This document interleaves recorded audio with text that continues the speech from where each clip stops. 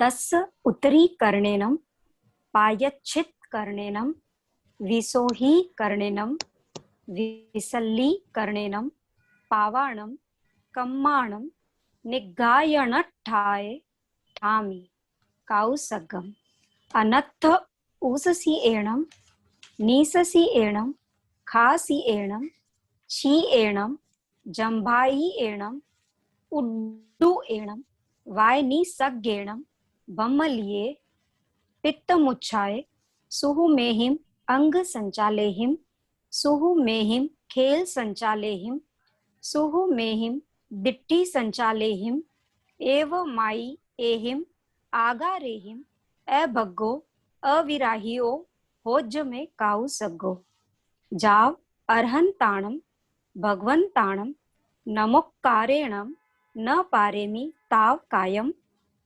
ठाणेनम मोणेणम जाणेणम अप्पाणम वोसिरामि। निशा जी, आपका एक तो पायच्छित्त करणेणम बराबर नहीं है, काउसगम अन्नथ भम लिए बोल रहे हो आप, भ पे जोर देके म डबल प्रोनाउंस कर रहे हो, तो वहां पे सिर्फ भम लिए भम लिए ठीक है। फिर ए भग्गो नहीं है, अभग्गो है। हाँ अभग्गो ही बोली थी मैं। हाँ, अभग्गो हाँ तो वो आप जब बोलते हो तो अब आपका ए हो रहा था, तो आप ध्यान दीजिए उसको। ठीक है। होज्ज होज्ज होज्ज होज्ज काउसग्गो काउसगम में भी वही है, स भी डबल है, घ डबल है, तो ऊ पे भी जोर आएगा, स पे भी जोर आएगा, वैसे ही काउसग्गो में भी आएगा। तो मुझे जहां तक नेटवर्क इश्यू है क्या? हाँ, तो ये मुझे जो लगी वो मैंने बता दिया है अशुद्धिया। ओके ओके, धन्यवाद सर। हाँ, और किसी का हैंड रेज है? जय जिनेन्द्र, मैं सोनिया सिंह। हाँ बोलिए।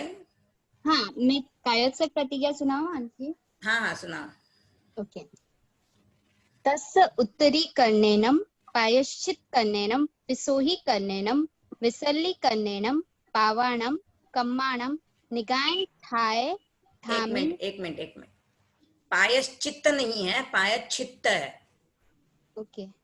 फिर विसोही, हाँ पायच्छित्त है, पायच्छित्त छ पे जोर आएगा, य पे भी जोर आएगा। विसोही में ही की मात्रा लंबी है, तो उसको आपको थोड़ा सा लंबा लेना है। विसोही करणेनम विसोही करणेनम ओके।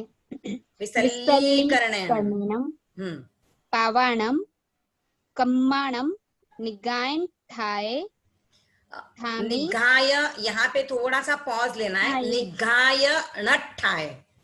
ओके। हाँ, निगायण मत कीजिए, निगायण करेंगे तो बराबर नहीं आएगा। निगायण ठाए, न पे वापस जोर आएगा क्योंकि आगे ट ठ है, डबल है, इसके लिए मैं फिर से प्रोनाउंस करती हूँ। निगाय नट्ठाए, हाँ बैठ नहीं रहा है। निगाय नट्ठाए ठामि काउसगम काउसगम काउसगम काउसगम। ऊ को थोड़ा सा दबाव देंगे ना ऊ को, तो फिर पीछे का बराबर आएगा। काउसगम काउसगम अनत्थ अन्नत्थ। ओके। अनत्थ अन्न, अन्न बोलते हो ना, अन्न वैसे बोलिए, अन्नत्थ। अन्नत्थ हाँ, अन्नत्थ उस्सियेणं निस्सियेणं हाँ यहाँ पर एक मिनट, ऊससीएणम निससीएणम में आपको ऊससीएणम ऊससीएणम ऊससीएणम ऊससीएणम ऊससीएणम। ऊ की मात्रा देखो बड़ा ऊ है, बड़ा ऊ है, तो आपको ऊससीएणम निससीएणम। ऊससीएणम नहीं, हाँ बराबर है। ओके। निस्सियेणं खासियेणं छियेणं जंभायेणं उड्डुयेणं वायनिसग्गेणं भम्लिये पित्तमुच्छाये सुहुमेहिं अंग संचालेहिं सुहुमेहिं खेल संचालेहिं सुहुमेहिं दिट्टि संचालेहिम एव माई एहिम आगारेहिम अभग्गो अविराहियो होज्य में काउसग्गो काउसग्गो काउसग्गो जाव अर्हं ताणम भगवंताणम नमोक्कारेणम न पारेमि ताव कायम ठाणेनम मोणेनम झाणेनम अप्पाणम वो सिरामी।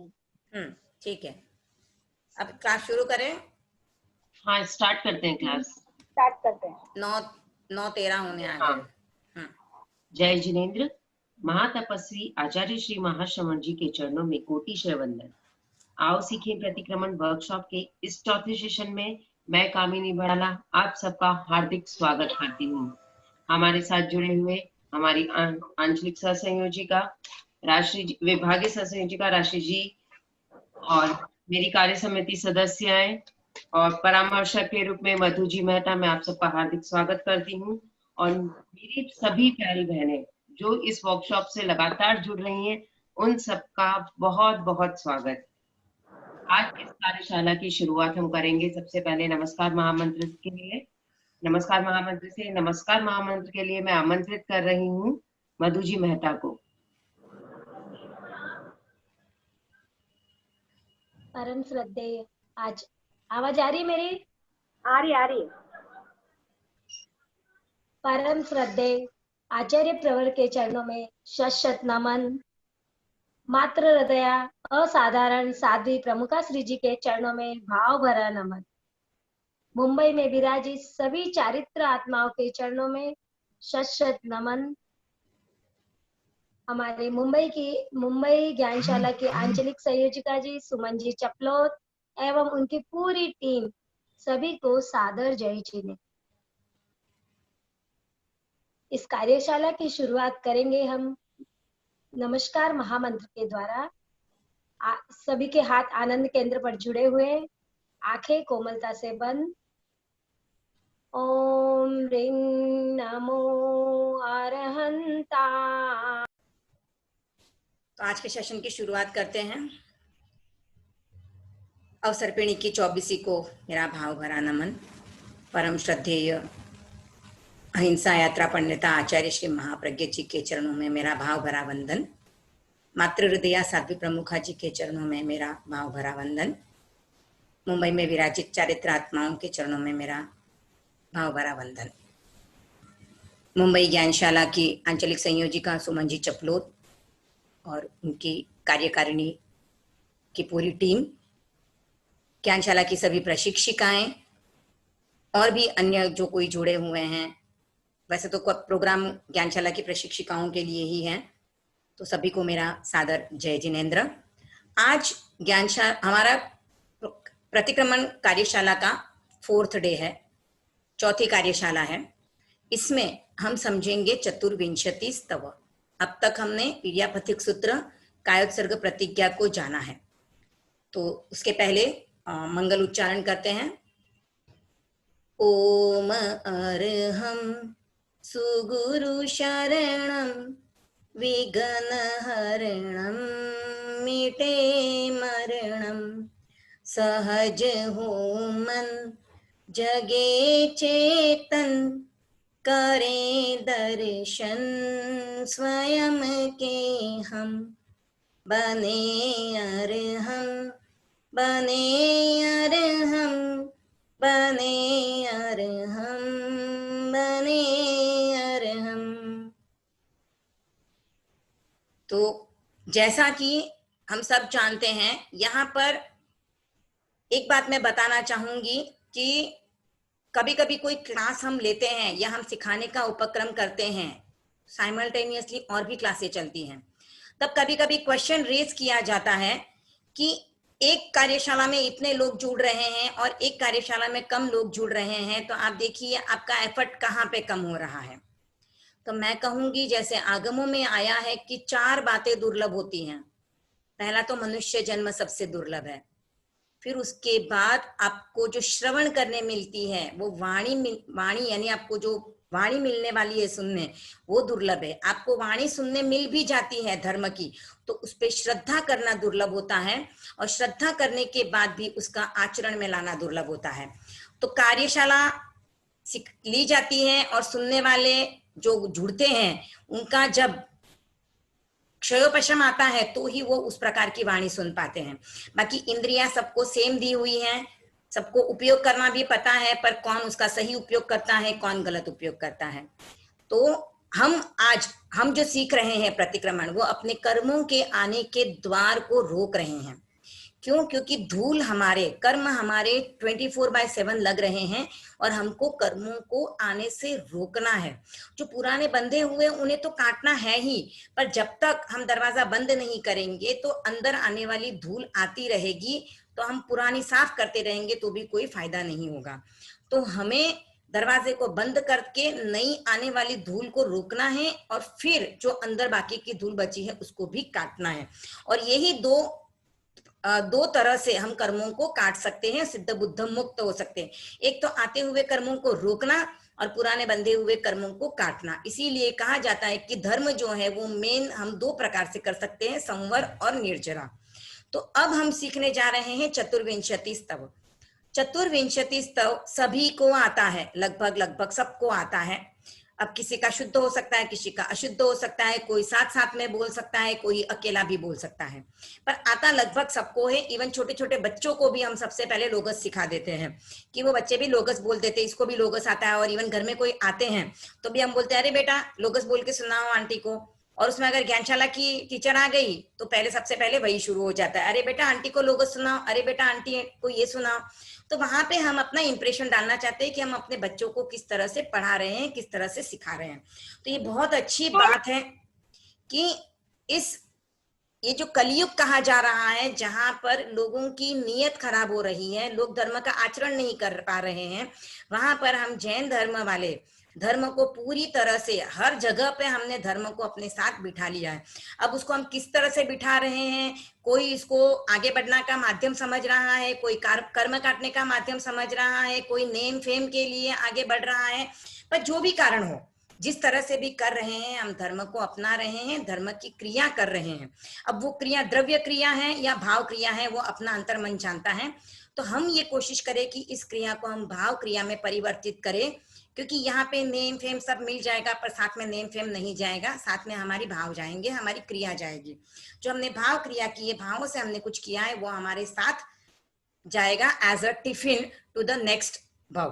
तो हमें ये ध्यान में रखना है। तो चतुर्विंशति स्तव में हम 24 तीर्थंकरों की स्तुति करते हैं, ये सबको पता है।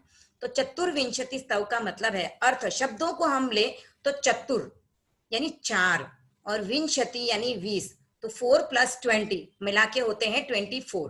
तो 24 तीर्थंकर की स्तुति की जाती है।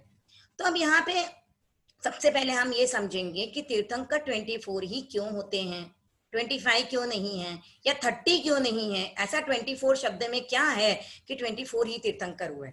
तो आप जानिए कि तीर्थंकर जो होते हैं, जैसे हम सब जानते हैं काल चक्र, अभी हमारे अवसर्पिणी काल चक्र का 5वां आरा चल रहा है।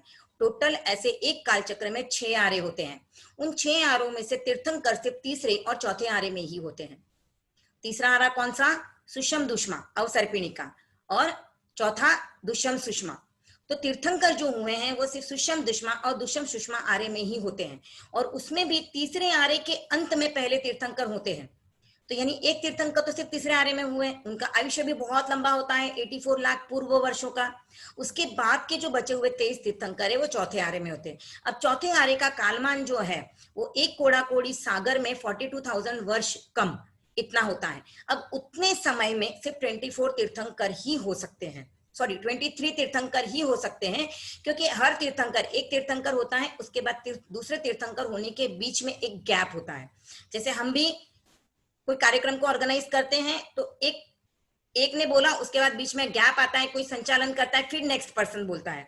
तो वैसे ही यहाँ पर भी एक तीर्थंकर होने के बाद दूसरे तीर्थंकर होने के बीच में एक गैप होता है। उस गैप को और तीर्थंकरों के लाइफ स्पैन सबको मिला के अगर हम देखें तो तब तक एंड आ जाता है चौथे आरे का। अब चौथा आरा खत्म हो जाता है, उसके बाद कोई भी तीर्थंकर नहीं बनते हैं। केवल ज्ञानी हो सकते हैं, पर वो भी चौथे आर्य में जन्मा हुआ व्यक्ति 5वें आर्य की शुरुआत में केवल ज्ञान प्राप्त कर सकता है, पर तीर्थंकर नहीं होते हैं उस समय में। तो ये हमें ध्यान में रखना है कि तीर्थंकर होने के लिए सिर्फ 24 और उतने टाइम स्पैन में ही होते हैं, इसके लिए 24 तीर्थंकर ही होते हैं। अब ये 24 तीर्थंकर जिनको केवल ज्ञान प्राप्त हो चुका है, इनको तीर्थंकर क्यों कहा जाता है? जैसे हम तीर्थंकरों को वंदना जो करते हैं वो नमो अरहंताणम पद में करते हैं। तो तीर्थंकर क्या है, इस बात को हम पहले समझे। तीर्थंकर वो होते हैं जिन्होंने तीर्थ की स्थापना की है। अब तीर्थ का मीनिंग क्या होता है? तो तीर्थ के मीनिंग होते हैं 3। पहला तीर्थ का मीनिंग है प्रवचन, यानी जो प्रवचन करते हैं वो प्रवचनकार जो होते हैं वो तीर्थ, वो प्रवचन जो है उसे भी तीर्थ कहा जाता है। दूसरा तीर्थ का मीनिंग है कि ये जो प्रवचन है इसको जो सुनते हैं वो भवसागर से पार उतरने के लिए उसको अपने आचरण में लाने की कोशिश करते हैं, वे भी तीर्थ कहलाते हैं। तो वो तीर्थ कौन से होते हैं? साधु साध्वी और श्रावक श्राविका। तो जो केवल ज्ञान प्राप्त करने के बाद साधु साध्वी श्रावक श्राविका रूपी तीर्थ की स्थापना करते हैं, प्रवचन करते हैं, और इस तीर्थ यानी प्रवचन को धारण करके जो इस भव सागर को उतरने की कोशिश करते हैं वे सभी भी तीर्थ कहलाते हैं। तो वे तीर्थ है साधु साध्वी श्रावक और श्राविका। तो तीर्थंकर जब केवल ज्ञान प्राप्त करते हैं उसके बाद उनका पहला उपदेश होता है। उस उपदेश में जिनकी आचरण की क्षमता अच्छी होती है वो साधु या साध्वी बनते हैं, जिनकी आचरण की क्षमता अच्छी नहीं होती है, जो खुद को नहीं टटोल पाते हैं कि मैं साधु साध्वी बन सकता हूं, तो वो श्रावक श्राविका रूप धर्म का स्वीकार करते हैं। तो तीर्थ की स्थापना होने के बाद वे तीर्थंकर कहलाते हैं। और ये तीर्थंकर सिर्फ 24 होते हैं क्योंकि उन्हीं 24 लोगों ने तीर्थंकर नाम कर्म का उपार्जन किया है। केवल ज्ञान तो बहुतों को हो सकता है, जैसे भगवान महावीर के समय में ही 700 साधु केवल ज्ञानी हुए थे। तो 700 साधुओं को केवल ज्ञान प्राप्त हुआ था, उसमें स्त्री भी थे पुरुष भी थे, पर केवल ज्ञानी सिर्फ उस समय पे भगवान, पर तीर्थंकर उस समय पे सिर्फ भगवान महावीर थे। और जिस जिस तीर्थंकर का जो समय होता है उस समय पे वे तीर्थंकर होते हैं। तो तीर्थंकर नाम कर्म का जिन्होंने उपार्जन किया है वे ही तीर्थंकर बन सकते हैं। अब तीर्थंकर नाम कर्म का उपार्जन होने के 20 कारण बताए गए हैं। ये 20 कारण हैं, वो 20 कारण जैसे अरहंतों की भक्ति करना, सिद्धों की भक्ति करना, रोगियों की सेवा करना, साधुओं की भक्ति करना, सुपात्र दान देना, तो ये सब तीर्थंकर नाम गोत्र कर्म के 20 कारण ऐसे आते हैं। और ये तीर्थंकर गोत्र का बंधन जो भी व्यक्ति करता है वो तीसरे भव में, यानी समझो भगवान महावीर इस भव में तीर्थंकर बनने वाले हैं तो उसके एक भव छोड़ के उसके पहले वाले भव में तीर्थंकर नाम गोत्र कर्म का उपार्जन किया जाता है। उसके पहले नहीं होता है, तीसरे भव में ही होता है, और उसके बाद का जो तीसरा भव है उसमें मोक्ष प्राप्त कर लिया जाता है। तो ये हमने समझा तीर्थंकर कौन होते हैं। अब ये तीर्थंकरों को हम यहाँ पे वंदन कर रहे हैं। इस लोगस के पाठ में हम उनकी स्तुति करते हुए उनको वंदना कर रहे हैं। क्यों इनको वंदना करते हैं? क्योंकि ये तीर्थंकर हमें मोक्ष का मार्ग बताते हैं। मोक्ष के मार्ग पर चलते हुए हम कैसे सिद्ध बुद्ध हो सकते हैं, इस बात का प्रवचन या इस मार्ग की हमें अवगति कराने वाले अरहंत या तीर्थंकर होते हैं। इसीलिए हम इनको वंदना करते हैं। और इसीलिए नमस्कार महामंत्र में नमो सिद्धाणम से पहले नमो अरहंताणम आता है। जबकि सिद्धों ने 8 कर्मों का क्षय कर लिया है और अरहंतों ने या तीर्थंकरों ने सिर्फ 4 घनघाती कर्म का अब तक क्षय किया है। उनके 4 अघाती कर्म अभी भी बाकी हैं, फिर भी हम उनको पहले वंदना कर रहे हैं जिनके 4 ही घनघाती कर्म क्षय हुए हैं। अब घनघाती कर्म कौन से हैं? 4, ज्ञानावरणीय, दर्शनावरणीय, मोहनीय और अंतराय। तो ये 4 कर्मों का क्षय होने के बाद केवल ज्ञान प्राप्त हुआ, उन्होंने तीर्थ की स्थापना कर दी और वे तीर्थंकर कहलाए। और हम उनको पहले वंदना कर रहे हैं, जबकि सिद्ध ने 8 ही कर्मों का क्षय कर लिया है और वो इस लोक को छोड़ के सिद्ध शिला पर अवस्थित हो गए हैं। तो क्यों हम अरहंतों को वंदना कर रहे हैं? क्योंकि अरहंत केवल ज्ञान प्राप्ति के बाद, तीर्थ की स्थापना के बाद भी इस संसार में रहते हैं, लोगों को मोक्ष मार्ग का उपदेश देते हैं और लोगों को इस भव समुद्र को पार करने के लिए सहारा बनते हैं। और जैसे हम कहते हैं कि गुरु सबसे बड़े होते हैं, भले हमारे सामने भगवान खड़े हो या गुरु खड़े हो। जैसे कहावत है, गुरु गोविंद दोनों खड़े काके लागू पाए, बलिहारी गुरु आपकी गोविंद दियो बताए। तो हमें सिद्ध बनने का रास्ता जो बताते हैं वो अरहंत बताते हैं, इसलिए हम अरहंतों को पहले वंदना करते हैं। तो अब हम चतुर्विंशति स्तव का उच्चारण देखेंगे वर्ड बाय वर्ड। मैं एक एक शब्द का उच्चारण करूंगी। आप लोग ध्यान से देखेंगे, बुक आपके सामने रहे, इस बात को ध्यान दे, कहाँ पे मैं कौन से शब्द पे जोर दे रही हूँ, कहाँ पे ब्रेक कर रही हूँ, ये भी आप ध्यान रखिए। लोगस, पहले तो चतुर्विंशति स्तव, ये चतुर्विशति स्तव नहीं है, चतुर्विंशति, जो ऊपर है वहां पे बिंदी है, ध्यान से देखिएगा, चतुर्विंशति स्तव। इसे 24 भी कहा जाता है, पर एक 24 वो है जो प्रतिक्रमण से पूर्व हम 4 पाटियों के साथ बोलते हैं, और ये 24 यानी चतुर्विंशति स्तव के रूप में। तो हम इसको 24 नहीं बोलेंगे, जैसे SSB 3 की बुक में जो चतुर्विंशति स्तव आया उसका नाम 24 दिया हुआ है, इसलिए मैंने आपको बताया। पर 24 का मेन मीनिंग होता है जिसमें 4 पार्टियों के साथ हम करते हैं। तो ये चतुर्विंशति स्तव है, इसको लोगस के नाम से हम सब जानते हैं। हम किसी को भी बोलेंगे चतुर्विंशति स्तव आता है तो बोलेंगे कौन सा, लोगस। तो हाँ, तो ये होता है। तो कोई भी जो रचना होती है या कोई भी पाठ है, उसका स्टार्टिंग का जो वर्ड होता है वो उसका सिग्निफिकेंट यानी ट्रेडमार्क बन जाता है, तो उसको पहचानने के लिए भी उसका यूज होता है। इसके लिए इसको प्रचलित भाषा में या लोगों में जो ज्यादा फेमस है वो है लोगस।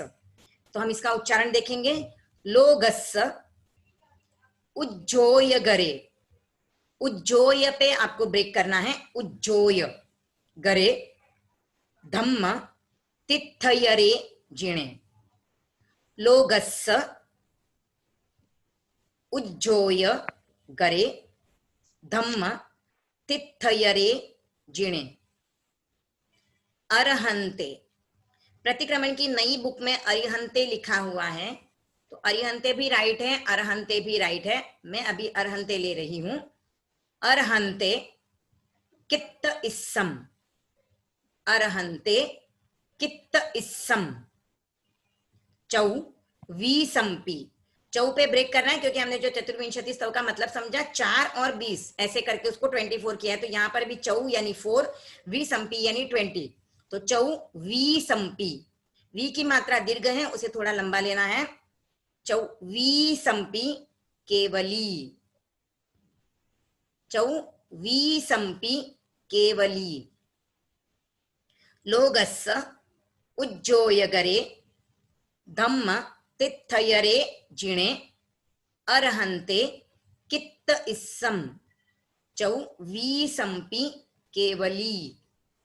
दूसरा पद्य बोलेंगे, उसभ मजियम, उसभ मजियम च वंदे, संभव मभिनंदनम, संभव मभिनंदनम च सुमयिम च, पौमप्पहम सुपासम, पौमप्पहम सुपासम, जिणम च चंदप्पहम वंदे, जिणम च चंदप्पहम वंदे, उसभ मजियम च वंदे, संभव मभिनंदनम च सुमयिम च, पौमप्पहम सुपासम, जिणम च चंदप्पहम वंदे, सुविहिम च पुफ्फदंतम, सुविहिम च पुफ्फदंतम, सीयल सिज्जंस वासुपुज्जम च, सीयल सिज्जंस वासुपुज्जम च, विमलमणंतम, विमलमणंतम च जिणम, विमलमणंतम च जिणम, धम्मं संतिम च वंदामि, धम्मं संतिम च वंदामि, सुविहिं च पुफ्फदंतं, सीयल सिज्जंस वासुपुज्जं च, विमलमणंतं च जिणं, धम्मं संतिम च वंदामि। उत्तर लेंगे, कुंथुम अरम च मल्लिम, कुंथुम अरम च मल्लिम, वंदे मुनिसुव्वयम नमिजिणम च, वंदे मुनिसुव्वयम नमिजिणम च, वंदामि रिट्ठनेमिम, वन्दामि रिट्ठनेमिं पासं तः बद्धमानं च पासं तः बद्धमानं च कुन्थुम अरं च मल्लिं वन्दे मुनिसुव्वयं नमिजिणं च वन्दामि रिट्ठनेमिं पासं तः बद्धमानं च। पांचवा पैराग्राफ लेंगे। एवं मये अभिथुआ, यहाँ पर ध्यान दीजिए, अभिथुआ कर देते हैं बहुत जगह पे जो बोलने वाले हैं, सीधा सीधा पढ़िए इसको, अभिथुआ।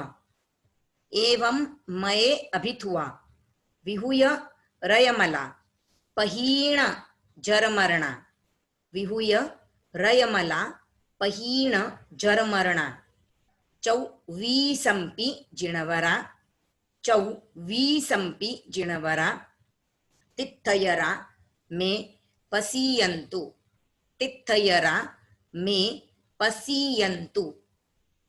एवं मये अभिथुआ विहूय रयमला पहीण जरमरणा चौवीसंपि जिणवरा तित्थयरा मे पसीयन्तु। सिक्स्थ पैरा लेंगे। कित्तीय वंदीय मये, कित्तीय वंदीय मये जे ए लोगस्स उत्तमा सिद्धा, जे ए लोगस्स उत्तमा सिद्धा। आरोग्य, आरोग्य नहीं है, आरोग्य। बोहि लाभम, जिसके यहाँ से भी ऑडियो म्यूट अनम्यूट किया हुआ है वो प्लीज म्यूट करे। मोनिका जी कोठारी। आरोग्य बोहि लाभम समा समाही वर मुत्तमम दिंतु। यहाँ पर भी समा ही वर, समा पे ब्रेक नहीं करना है, समा ही वर नहीं करना है, समा ही वर मुत्तमम दिंतु, समा ही वर मुत्तमम दिंतु। कित्तीय वंदीय मये जे ए लोगस्स उत्तमा सिद्धा, आरोग्य बोहि लाभम समाही वर मुत्तमम दिंतु। सेवंथ श्लोक, सेवंथ पद्य। चंदेसु निम्मलयरा, निम्मलयरा, तो यहाँ पर भी निर्मल, जो हम कहते हैं चंद्रमा से निर्मल है, तो निम्मल, निम्मल यरा। चंदेसु निम्मल यरा आइच्चेसु अह्यम पयासयरा, आइच्चेसु अह्यम पयासयरा सागर वर गंभीरा, सागर वर गंभीरा सिद्धा सिद्धिम मम दिसन्तु, सिद्धा सिद्धिम मम दिसन्तु। सिद्धिम है, इस तरफ ध्यान दीजिएगा। चंदेसु निम्मल यरा आइच्चेसु अह्यम पयास यरा सागर वर गंभीरा सिद्धा सिद्धिम मम दिसन्तु। पयास यरा, पयास यानी प्रकाश, इसके लिए पयास वर्ड को एक साथ बोलना है और यरा को अलग बोलना है। पयास यरा, तो हम एक बार पूरा चतुर्विंशति तो सब एक साथ बोलेंगे। और जो हम लोग बीच में ब्रेक लेके बोलते हैं, हम लोग बीच में थोड़ा सा गैप रखते हैं, वो श्वास लेने के उद्देश्य से रखा जाता है ताकि आपका बीच में कहीं पर भी ब्रेक नहीं हो बोलते हुए। और कहा जाता है कि चतुर्विंशति स्तव को अगर आप श्वास के साथ बोलते हो, श्वास लेने के साथ बोलते हो, छोड़ने पे एक पद्य, लेने पे एक पद्य, तो आपका वो ध्यान करने का जो कंसंट्रेशन भी है वो अच्छा आ जाता है। वैसे तो हम लोग करत वंदना में ध्यान करते ही हैं, पर बाकी भी आप जब कभी भी लोगस बोलते हो तो आप उसको अगर श्वास के साथ बोलते हो तो बहुत अच्छा आपको इसका बेनिफिट मिलेगा, आपका कंसंट्रेशन भी अच्छा रहेगा और तीर्थंकरों की स्तुति करने में भी आपके भाव जुड़ेंगे। रात को सोने से पहले तो अगर आप 4 लोगस से बोल के सोते हो तो आपको बुरे सपने आते नहीं हैं। और दूसरा, कभी कभी मतलब ऐसा भी बताया जाता है कि आपको चारों ही दिशाओं में भी लोगस का उच्चारण करके फिर सोना चाहिए, जिससे कि आप रक्षा कवच बनाते हो आपके बॉडी के चारों ओर। तो उसमें आपको चारों दिशा में एक बोलना है, वापस ईस्ट में 5वां एक और लोगस से बोलना होता है। ईस्ट से आपको शुरुआत करनी है, ईस्ट में पहला लोगस, फिर आपको घूमना है, नॉर्थ में दूसरा लोगस होगा, तीसरा जो होगा वो वेस्ट में होगा, चौथा लोगस साउथ में जाएगा, और फिर वापस फिफ्थ, यानी आपको राउंड पूरा कंप्लीट करना है। तो अगर आप रक्षा कवच बनाने के उद्देश्य से लोगस का उच्चारण करते हो तो आपको 5 लोगस का उच्चारण करना होगा, और आपके बॉडी के चारों ओर रक्षा कवच बन जाता है, जो आपको बुरी आपदा या विघ्न जो भी आने वाले हैं, जो संकट आने वाले हैं, उससे बचा लेता है। तो हम एक बार पूरा चतुर्विंशति स्तव का उच्चारण करेंगे। लोगस्स उज्जोय गरे धम्म तिथयरे जिणे अरहंते कित्त इस्सम चौवीसंपि केवली उसभ मजीयं च वंदे संभवमभिनंदनं च सुमयिं च पौमप्पहं सुपासं जिणं च चंदप्पहं वंदे सुविहिं च पुफ्फदन्तं सीयल सिज्जंस वासुपुज्जं च विमलमनन्तं च जिणं धम्मं सन्तिं च वन्दामि कुंथुम अरम च मल्लिं वंदे मुनिसुव्वयं नमिजिणं च वन्दामि रिट्ठनेमिं पासं तः वद्धमानं च एवं मये अभिथुआ विहूय रयमला पहीण जरमरणा चौवीसंपि जिणवरा तिथयरा मे पसीयन्तु कित्तीय वंदीय मये जे ए लोगस्स उत्तमा सिद्धा आरोग्य बोहिलाभम समाहिवर मुत्तमं दिन्तु चंदेसु निम्मल यरा आइच्चेसु अहियं पयास यरा सागर वर गंभीरा सिद्धा सिद्धिं मम दिसन्तु। उच्चारण में किसी को कोई डाउट हो तो ठीक है, हम अर्थ की ओर चलते हैं। हम इसका अर्थ जानेंगे। चतुर्विंशति स्तव, इसका तो मैंने बता दिया है शुरुआत में। 24 तीर्थंकरों की हम स्तुति कर रहे हैं। लोगस्स उज्जोय गरे, यानी लोक में उद्योत करने वाले। उद्योत का अर्थ होता है प्रकाश करने वाले। तो लोक में प्रकाश कैसे करते हैं? क्या तीर्थंकर के अपने हाथ में मशाल लेके तो घूमते नहीं है, तो वो किस तरह से प्रकाश कर रहे हैं? तो उनका जो प्रकाश फैल रहा है पूरे लोक में, वो ज्ञान के माध्यम से फैल रहा है, क्योंकि उनको संपूर्ण ज्ञान हो चुका है। केवल ज्ञान प्राप्त कर लिया है उन्होंने। 4 गणगति कर्म का क्षय करने के बाद उनको संपूर्ण ज्ञान प्राप्त करने के बाद ही उन्होंने प्रवचन देना शुरू किया है। जैसे हम भगवान महावीर की जीवनी पढ़ते हैं तो वहां पे हम क्या देखते हैं कि जब तक उनको केवल ज्ञान प्राप्त नहीं होता है, वो ध्यान और स्वाध्याय में लगे रहते हैं और मौन रखते हैं, प्रवचन नहीं करते हैं। जैसे ही उनको केवल ज्ञान प्राप्त होता है और वो प्रवचन देना शुरू करते हैं। तो तीर्थंकर कभी भी ऐसा नहीं कहते हैं कि मैंने सुना है, वो कहते हैं मैंने ऐसा देख रहा हूँ, तो मैंने ऐसा देखा है और मैं ऐसा कह रहा हूँ। तो वो जो देखते हैं वो बताते हैं। जब तक उनकी साधना पूरी होकर उनको केवल ज्ञान प्राप्त नहीं होता, वो प्रवचन नहीं करते। तो उनके ज्ञान का प्रकाश तीनों लोकों में फैला रहे हैं। धम्म तीर्थयरे जिणे, तो धर्म तीर्थ के प्रवर्तक हैं वो जिन। अब धर्म तीर्थ के प्रवर्तक, तो तीर्थ का अर्थ हम क्या समझेंगे? अगर कोई दूसरा समझे तीर्थ मतलब क्या, जो हम लोग जाते हैं, जैसे हम काशी गए, प्रयाग गए, सम्यक शिखर जी गए, तो ये भी एक तरह के तीर्थ है। पर यहाँ पे हम तीर्थ की जो बात कर रहे हैं वो धर्म रूपी तीर्थ की स्थापना करने की। तो धर्म रूपी तीर्थ कौन से हैं? साधु साध्वी और श्रावक श्राविका। और धर्म कौन सा? जो आत्मशुद्धि साधनम धर्म, जो हमारी आत्मा की शुद्धि करे, आत्मा के ऊपर जो कर्मों के आवरण है उनको हटाने में हमें हेल्प करे, वो धर्म। और उस धर्म का पालन करने वाले तीर्थ की जो स्थापना करते हैं वो जिन। जिन यानी जो राग द्वेष को जीतने वाले हैं, जिन्होंने अपने कर्म रूपी शत्रुओं का नाश कर दिया है। अरहंते कित्त इस्सम, ऐसे अरहंतों का मैं कीर्तन करूंगी। कीर्तन करना यानी कैसे? जैसे हम उनके नाम ले लेके जो स्तुति करते हैं, तो यहाँ पर भी हम उनका नाम लेके उनका कीर्तन करने वाले हैं। और वैसे अरहंत, अरहंत यानी क्या होता है? जो अर्हता प्राप्त कर लेते हैं। तीर्थंकर बनने की जो अर्हता प्राप्त कर लेते हैं वे अरहंत कहलाते हैं। अरहंत और तीर्थंकर दोनों का मीनिंग सेम ही है। जो तीर्थंकर की अर्हता प्राप्त कर लेते हैं वो अरहंत कहलाते हैं। 24 यानी 4 + 20, तो ऐसे 24 केवली है। तो केवली तो बहुत होते हैं, जैसे मैंने शुरुआत में ही बताया था, केवली बहुत हैं, पर हम सिर्फ इन 24 केवलियों की ही स्तुति करने वाले हैं जिन्होंने धर्म तीर्थ का प्रवर्तन किया है और जिनके ज्ञान का प्रकाश पूरे लोक में फैल रहा है। वे अरहंत बन चुके हैं जिन्होंने तीर्थंकर की अर्हता प्राप्त कर ली है। ऐसे 24 केवलियों की मैं यहाँ पर स्तुति करूंगी, कीर्तन करूंगी। तो पहले पैराग्राफ में हमसे भूमिका बांध रहे हैं, पहले पद्य में, कि कौन तीर्थंकर है, क्यों है वो तीर्थंकर और क्यों मैं उनकी स्तुति कर रही हूँ। और दूसरा, तीसरा और चौथा जो पद्य है वहां पर 24 ही तीर्थंकरों के नाम आते हैं। तो कहाँ पे नाम आ रहे हैं?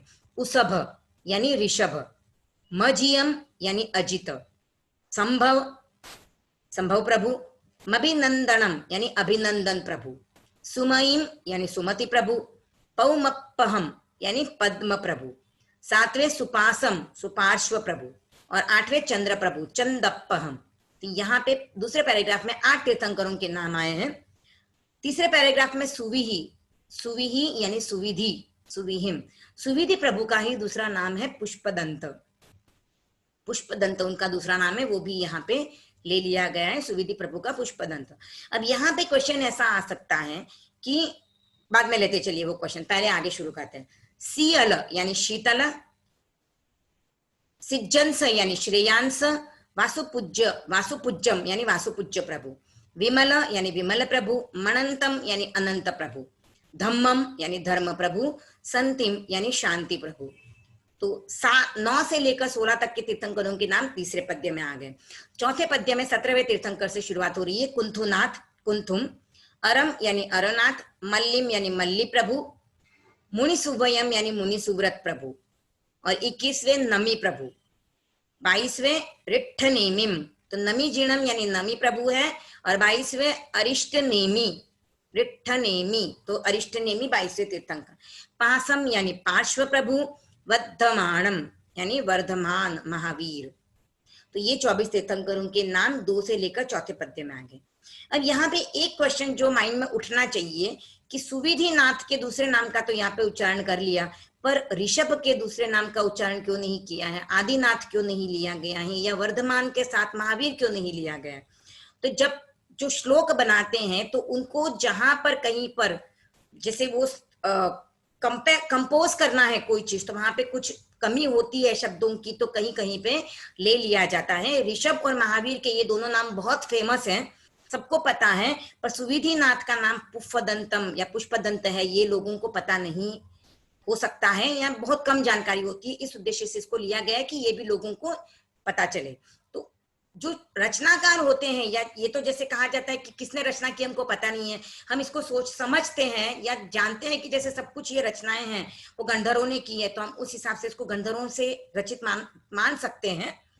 अब एग्जैक्ट पता नहीं है कि किसने रचना की है, पर जब रचना करते हैं तब उनको कंपोज करने के लिए कुछ शब्द एक्स्ट्रा लेने पड़ सकते हैं। उस हिसाब से उस कहाँ पे उनको जो जहाँ पे जो जरूरत लगती है वैसे वो लेते हैं, जहाँ पे नो जरूरत लगती है वो नहीं लेते हैं। जैसे अब मैं आपको एक्सप्लेन कर रही हूँ तो मुझे जितना सही लगेगा या मुझे जितना नॉलेज है उस हिसाब से मैं एक्सप्लेन करूंगी। मेरे बदले अगर और कोई क्लास लेगा तो वो अपने हिसाब से एक्सप्लेन करेगा।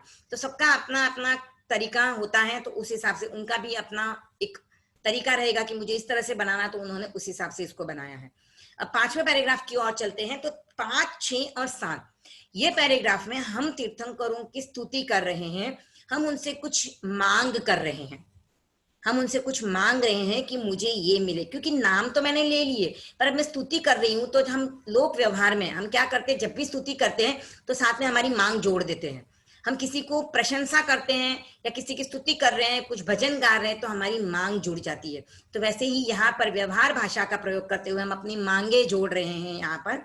तो हम यहाँ पे क्या कह रहे हैं, एवं मैं अभिथुआ, यानी इस प्रकार मैंने जिनकी स्तुति की है, अभ्युत्थान करना यानी स्तुति करना, तो जिनकी मैंने यहाँ पर अभिथुआ यानी स्तुति की है, वो कौन तीर्थंकर हैं, जो विहुय रयमला पहीन जरमरणा, जो पाप रूपी रज और मल से रहित हो चुके हैं। अब पाप रूपी रज और मल क्या होता है, रज यानी मिट्टी और मल यानी मैल।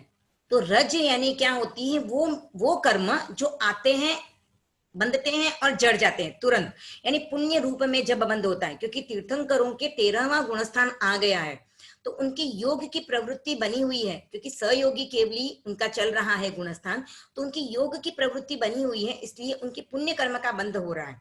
अब उनके पाप कर्म का बंध नहीं हो रहा है, पर पुण्य कर्म का बंध चालू है, जो सिर्फ 2 समय का बंध होता है।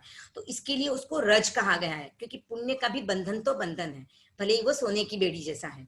तो बेड़ी अगर सोने की है तो भी बंधन लगती है, तो लोहे, और पाप जो है वो लोखंड की बेड़ी है, लोहे की बेड़ी है, तो वो तो बहुत बुरी लगती है। सोना देख के एक बार मन में लालच आ जाएगा, अरे वाह सोने की बेड़ी मिली है मुझे, लेकिन बेड़ी तो बेड़ी है, बंधन तो बंधन है। तो ये जो रज है, यानी वो आता है, लगता है और तुरंत जड़ जाता है, इसके लिए उसको रज कहा है। और मैल यानी जो पाप रूपी जो कर्मों का बंध है वो भी उनके नहीं है। तो अब इनके जो प्रवृत्ति का जो बंध लग रहा है वो उससे रहित हो चुके हैं। अब उनके सिर्फ योग जनित एकदम सूक्ष्म सा बंध हो रहा है और जड़ रहा है, पर वो उस बंधन से रहित हो गए हैं। पहीण जर मरना, अब वो जरा यानी वृद्धावस्था से भी मुक्त हो चुके हैं, क्योंकि अब उनका भव खत्म होने वाला है, अब वो सिद्ध मुक्त होने वाले हैं। और मरना यानी मरण से भी मुक्त होने वाले हैं। तो अब न उनको वृद्धावस्था आएगी, न रोग आएंगे, और न मृत्यु आने वाली है, न वापस जन्म होने वाला है। तो इन सब चीजों से वो रहित हो चुके हैं, विरत हो चुके हैं, अब उनको ये सब चीजें नहीं होने वाली है। तो 24 जिणवरा, तो ऐसे जो 24 तीर्थंकर हैं, जिनवर हैं, यानी तीर्थंकरों में भी जो श्रेष्ठ तीर्थंकर है, वो सब तीर्थंकर मुझ पर प्रसन्न हो, तिथयरा में पसीयंतु। तो ऐसे 24 तीर्थंकर जिनवर मुझ पर प्रसन्न हो। अब यहाँ पर हम जो कह रहे हैं कि वो सिद्ध बुद्ध मुक्त हो चुके हैं, और जैन धर्म की जो मान्यता है हमारी उस हिसाब से, या तेरा पंथ की जो मान्यता है उससे हम क्या कहते हैं कि जो सिद्ध बुद्ध हो चुके हैं, वो अपने 8 कर्मों का क्षय करके सिद्ध हो चुके हैं, तो वो अब हम पर प्रसन्न क्यों होंगे? क्योंकि हम अवतारवाद में विश्वास नहीं करते हैं, और हम नहीं ये मानते हैं कि सिद्ध बुद्ध मुक्त जो आत्माएं हैं वो इस संसार का संचालन करती है या कोई ईश्वर है, हम ये नहीं मानते। बराबर है? ईश्वर तो हम मानते हैं, पर ईश्वर को सृष्टि के कर्ता हर्ता के रूप में नहीं मानते। यानी ईश्वर किसी को सुख देता है, ईश्वर किसी को दुख देता है, ईश्वर किसी का भला करता है, ईश्वर किसी का बुरा करता है, ये हम नहीं मानते। हम क्या मानते हैं? प्रत्येक आत्मा ईश्वर बन सकती है, और प्रत्येक आत्मा अपने किए हुए कर्मों का फल भोगती है। अगर उसने अच्छे कर्म किए हैं तो उसको अच्छा फल मिलेगा, अगर उसने बुरे कर्म किए हैं तो उसको बुरा फल मिलेगा। तो जैसे उसके कर्म हैं वैसा उसका फल मिलेगा। तो फिर हम क्यों मांग रहे हैं कि तीर्थंकर मुझ पर प्रसन्न हो? तो ये हम व्यवहार में हमारी आदतें पड़ गई हैं कि हमें जब हम स्तुति करते हैं तो हम मांग करते हैं, तो हम मांग कर रहे हैं कि मुझ पर प्रसन्न हो। तो यहाँ पर प्रसन्न होने का अर्थ हम ये निकालेंगे कि आप मुझे आपके जैसा बनाएं। वो बनाएंगे नहीं, हम बनेंगे, क्योंकि हम उनकी गुणों की स्तुति कर रहे हैं। तो उनके गुणों की स्तुति करते करते मैं भी आपके रास्ते पर चलूं और सिद्ध बुद्ध मुक्त हो जाऊं, इस रूप में हम उनकी प्रसन्नता मांग रहे हैं। यहाँ पर 6th पद्य में हम कह रहे हैं कित्तीय वंदीय मय, यानी इन तीर्थंकरों का मैं कीर्तन कर रही हूँ, इनको मैं वंदना कर रही हूँ मेरे द्वारा। तो ये मैं कीर्तन और वंदना कैसे कर रही हूँ? तो मैं कर रही हूँ, यानी मैं से भावों से, मेरे भावों में वैसा आ रहा है, मैं उनके गुणों का स्मरण कर रही हूँ, उनका कीर्तन कर रही हूँ, उनका वंदन कर रही हूँ। मैं कोई भी द्रव्य नहीं लेके आई हूँ, ना मेरे पास धूप है, ना दीप है, ना फल है, ना फूल है, मैं कुछ भी उनको अर्पण नहीं कर रही हूँ। मैं मेरे से भावों से उनको वंदना कर रही हूँ। जैसे हम कोई भी प्रोग्राम की भी शुरुआत करते हैं तो हम क्या कहते हैं? मेरा भाव भरा वंदन। क्योंकि गुरुदेव अभी हमारे सामने नहीं है, साध्वी प्रमुखा जी हमारे सामने नहीं है, कोई भी चारित्रात्मा हमारे सामने नहीं है, तो हम उनको भावों से ही वंदना करते हैं। क्यों? तेरा पंथ भाव पूजा में मानता है, धूप दीप फल आदि के द्वारा द्रव्य पूजा में तेरा पंथ की मान्यता नहीं है। तो हम भावों से उनका कीर्तन और वंदन कर रहे हैं। जे ए लोगस उत्तमा सिद्धा, तो ये ऐसे जो सिद्ध है वो लोक में उत्तम है, क्योंकि वही सर्वश्रेष्ठ है, उसके आगे और कोई पद ही नहीं है, उसके आगे कुछ होता ही नहीं है। सिद्ध जो है लोक के अंतिम भाग में चले गए। तो इस लोक के जो उत्तम सिद्ध हैं वो मुझे क्या प्रदान करें? तो आरोग्य वो ही लाभम समाहिवर मुत्तमम दिंतु, यानी मुझे आरोग्य प्रदान करे, बोधि प्रदान करे, और उत्तम समाधि, इसके भी ऊपर जाके मुझे समाधि यानी जो उत्तम समाधि मुझे प्रदान करे। तो आरोग्य यानी क्या? अब वो हमको थोड़ी ना दवाई देने वाले हैं या हमको बताएंगे कि आप इस तरह से करो, उस तरह से करो। तो ये जो आरोग्य है वो हम भावों का आरोग्य मान रहे हैं, कि हमारे भावों में, हमारे करनी में कहीं पर भी रोग नहीं आए, हमारे मन में कोई विकार पैदा ना हो। तो इस उद्देश्य हम आरोग्य की हम मांग कर रहे हैं, निरोगता की मांग कर रहे हैं, कि मेरे भाव निर्मल रहे, पवित्र रहे, शुद्ध रहे। बोधि, हमें वो बुद्धि नहीं देने आएंगे, पर हमें सम्यक्त्व प्रदान करे, कि जो चीज जैसी है उस चीज को मैं वैसा जानूं। अगर मैं हिंसा कर रही हूं तो हिंसा मानूं, अहिंसा कर रही हूं तो हिंसा मानूं, धर्म का कार्य कर रही हूं तो उसको धर्म का कार्य मानूं, अगर लौकिक धर्म कर रही हूं तो लौकिक धर्म मानूं, अगर मैं दान दे रही हूं तो उसको लौकिक प्रवृत्ति मानकर करूं, सुपात्र दान दे रही हूं, पंच महाव्रतधारी साधु को दान दे रही हूं तो वो लोकोत्तर धर्म है, लोकोत्तर दान में भी सुपात्र दान में दे रही हूं। तो जो काम मैं जैसा कर रही हूं वैसा उसको मानूं, ऐसी बोधि, ऐसी बुद्धि का लाभ मुझे तीर्थंकरों से मिले। और समाधि मिले, उत्तम समाधि। उत्तम समाधि यानी अनुकूल परिस्थिति आए या प्रतिकूल परिस्थिति आए, मुझे हर परिस्थिति में मुझे समाधि में रहना है। समाधि दो प्रकार की हो सकती है, एक जैसा हम जो चाहते हैं वो हमको मिल जाए तो भी हमें शांति मिलती है। जैसे मैं चाहती हूँ मुझे कोई एग्जाम देना है, उसमें मैंने अच्छे से कर लिया, मेरी एग्जाम अच्छे से हो गई तो भी मुझे शांति मिलती है। समझो मेरी कोई लौकिक इच्छा है, मुझे गाड़ी लेनी है, सीखनी है, या मुझे बड़ा घर लेना है, या मुझे बच्चों की शादी करनी है, तो ये भी मेरी एक मांगे हैं। तो ये भी मेरी अगर इच्छाएं पूरी होती है तो वहां पर भी मुझे समाधि मिलती है, पर वो द्रव्य समाधि है, यानी वस्तुओं के प्राप्त होने पे मुझे जो समाधि मिलती है वो द्रव्य समाधि। और यहाँ पे हम जो मांग कर रहे हैं वो भाव समाधि की मांग कर रहे हैं। तो ऐसी भाव समाधि तीर्थंकरों के गुणों का स्तवन करते हुए मुझे प्राप्त हो, तीर्थंकरों के गुणों का स्तवन करते हुए मुझे आरोग्य मिले, यानी भावों की निरोगता मिले, मुझे बोधि का लाभ मिले और उत्तम समाधि मिले। अब मैं आगे बोल रही हूँ, चंदेसु निम्मलयरा, यानी जो चंद्रमाओं से निर्मलतर है। तो चंद्रमा तो हम जानते हैं कि हमारे लोक में तो हम जानते हैं एक ही चंद्रमा है, पर शास्त्रों में बताया गया है कि एक चंद्र यहाँ पर हमें मनुष्य लोक में दिखाई देता है, जो हमें दिखाई दे रहा है, पर ऐसे अनेक चंद्र है, इसके लिए यहाँ पर कहा गया है चंद्रमाओं से निर्मलतर। तो जितने भी इस लोक में चंद्र हैं उन सबका प्रकाश अगर मिला लो तो उन प्रकाश से भी निर्मल इन तीर्थंकरों का प्रकाश है। आइचेसु अहियम पयासयरा, यानी सूर्यों से भी अधिक प्रकाश करने वाले हैं। अहियम यानी सूर्य, आइचेसु यानी उनसे भी अधिक प्रकाश करने वाले, तो सूर्य से भी अधिक प्रकाश जिनका है वे तीर्थंकर। सागर के समान गंभीर, सागर वर गंभीरा, तो सागर के जैसा गंभीर, तो वैसा गंभीर उनका नेचर, उनका जो उनका गुण है। तो यहाँ पर हम देख रहे हैं कि लौकिक चीजों से तीर्थंकरों का कंपैरिजन किया गया है, चंद्रमा, सूर्य, सागर।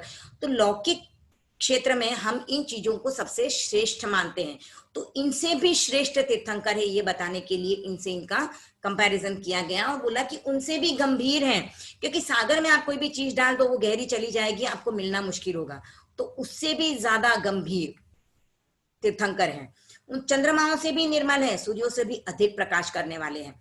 तो ऐसे सिद्ध भगवान मुझे सिद्धि प्रदान करे, वो प्रदान नहीं करने वाले हैं, उसको अचीव हम करने वाले हैं, उनके गुणों की स्तुति करके, तपस्या साधना करके, सम्यक दर्शन ज्ञान चरित्र का तप का मार्ग अपनाकर, पर वे सिद्ध हमें सिद्धि प्रदान करे, हम उस सिद्धि की तरफ आगे बढ़े, यहाँ पर ये हम मंगल कामना कर रहे हैं।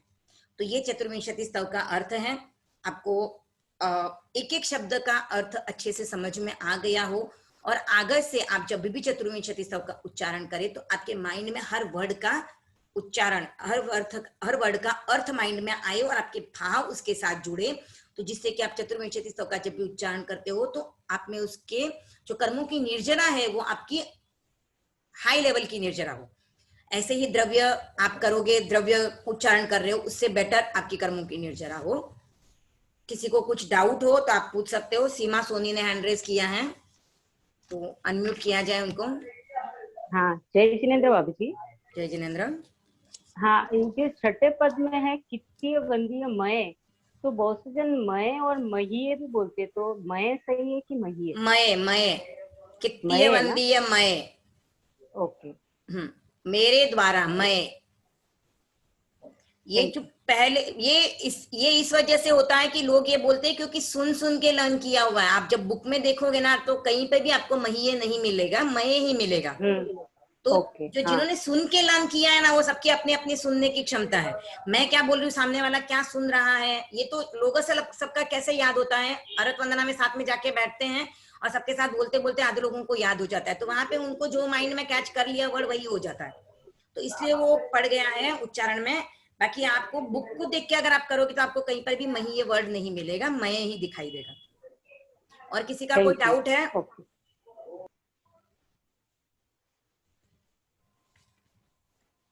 सीमा जी सोनी साइंस से हो गया, बोल पूछ लिया उन्होंने, हैंड रेज ही है। हाँ तो ठीक है, क्वेश्चन पूछ लिया है पर उन्होंने। और किसी का कोई डाउट हो? किसी का नहीं है। ठीक है, तो 10 बज गए हैं। हाँ, एक और लेक्चर एक ले रहे हो और लेसन क्या? एक लेसन और ले रहे हो? हाँ तो ठीक है, मैं हाँ अरे हेलो। हाँ बोलिए। हाँ रेखा जी, मोनिका बोल रही हूँ मैं। हाँ हाँ, मैं बोल रही हूँ कि मैंने ना एक बुक में पढ़ा था अपने लोगस मतलब इसकी रचना गौतम स्वामी ने की, ये सही है क्या? अब देखिए, मैंने तो जहां तक जो सुना हुआ है ना, वो गंधर्वों द्वारा रचित है। अब गौतम स्वामी भी गंधर ही है, तो हाँ। हो सकता है, मुझे एग्जैक्ट पता नहीं है। मैंने सुना था कहीं से कि प्रतिक्रमण की जो रचना किसने की है, बोलते तो गंधर्वों द्वारा रचित माना जाता है। तब गंधर्व में जिन्हें गौतम स्वामी स्पेसिफिक नाम दिया होगा, कौन सी बुक में पढ़ा है आप नाम बताओ तो वेरीफाई कर सकते हैं। अपनी ही कोई है क्या? एक्चुअली मैंने है ना अभी बहुत टाइम पहले पढ़ा था कि मतलब अभी वो कौन सी बुक है मेरे को भी याद नहीं रहा है। एक्चुअली मैं स्वाध्याय कर रही थी तभी पढ़ा था। वो क्या है ना, अपनी बुक्स में कहीं पे आया हो ना तो हम उसको प्रमाण मान सकते हैं। बाकी अभी जैसे देखिए, हम लोग स्वाध्याय करने के लिए बहुत बार स्थानकवासी संप्रदाय की भी बुक्स लेते हैं, संप्रदाय वालों की भी बुक्स ले लेते हैं। तो अब उसको हमें कहाँ तक प्रमाण मानना है, वो अगर हम हमारे साधु साधियों से कंफर्म करके ले लें, या फिर जिनके भी पास बुक है उनसे भी कंफर्म करके ले लें तो अच्छी बात है। जैसे अभी ये तीर्थंकर और चक्रवर्ती, ये एक अभी हम लोग जो पिछली यात्रा में गए थे वहां पर ही हमारे साथ भी ये घटना घटी थी कि हमारे सामने जो एक लेडी थे वो स्थानकवासी संप्रदाय को, मतलब स्थानकवासी संप्रदाय थे पीहर में, और शादी उनकी 13 पंथ में हुई है। तो हम लोग जब बात बता रहे थे, तीर्थंकरों का विवरण कर रहे थे, तो तीर्थंकर चक्रवर्ती की बात आई कि तीर्थंकर और चक्रवर्ती दोनों की माताएं 14 स्वप्न देखती है। तो दोनों की माताएं 14 स्वप्न देखती है, तो हमने ये बात तो बोल दी, पर हमको ये नहीं पता था कि चक्रवर्ती की माता जो देखती है ना वो थोड़े धुंधले स्वप्न देखती है, और तीर्थंकर की माता जो है ना वो एकदम क्लियर सपने देखती है। तो ये हमको नहीं पता था और उन्होंने हमको बताया। तो अब उन्होंने बताया तो हमने बोला ठीक है, हमको पता नहीं है, हम कंफर्म करेंगे। तो हम जब वहां से निकले तो हमने साधु साधियों के दर्शन किए, उस समय पे हमने उनसे कंफर्म कर लिया। तो उन्होंने बोला कि हाँ ऐसा है कि तीर्थंकर की माता क्लियर सपने देखती हैं और चक्रवर्ती की माता जो है वो धुंधले सपने देखती है, और बाद में हमको वो किताब में भी मिल गया। तो आप कंफर्म करो, सिर्फ पढ़ के आप ठीक है आप उसको बोल सकते हो कि मैंने यहाँ पे पढ़ा है, पर कंफर्म कर लो एक बार साधु साधियों से, जिनको पता हो, जो आपको क्लियर गाइडेंस दे सके, तो आप कंफर्म करके। और मुझे यहाँ पता है कि गंधर्वों द्वारा रचित है। अब आगम भी है वो, हम जो हमारे जो 32 आगम है हम वही बोलते हैं गंधर्वों द्वारा रचित है। अब कौन से गंधर्व ने लिखे हैं वो नहीं है, गंधर्वों द्वारा रचित है, तो सभी गंधर्वों ने मिलके लिखे होंगे या एक ने लिखा है, तो कुछ भी हो सकता है उसमें। Okay, thank you. Bhavna ji Matreja पूछ सकते हैं आपका सवाल। जी जय जिनेन्द्र रेखा भाभी जी। जय जिनेन्द्र। भाभी जी, अगर बच्चों को बताना है, किसी ने अगर पूछ लिया कि 24 ही तीर्थंकर क्यों है, तो बच्चों को कैसी सरल भाषा में समझाया जा सकता है? उनको ऐसे बताइए कि जैसे अपना स्कूल का पीरियड, स्कूल का टाइम टेबल होता है ना, 9 से लेकर 4 का अगर किसी का स्कूल है तो उनका टाइम टेबल फिक्स रहता है, इतने टाइम में ये पीरियड होगा, इसके बाद ये पीरियड होगा। तो 9 से 4 के बीच में उतने ही पीरियड होते हैं, 7 या 8 पीरियड। अभी कोई स्कूल 8 पीरियड डिसाइड करती है उतने टाइम में, और कोई स्कूल 7 ही पीरियड डिसाइड करती है। तो ये तीर्थंकर भी उनका उतने टाइम स्पैन में उतने ही होने हैं।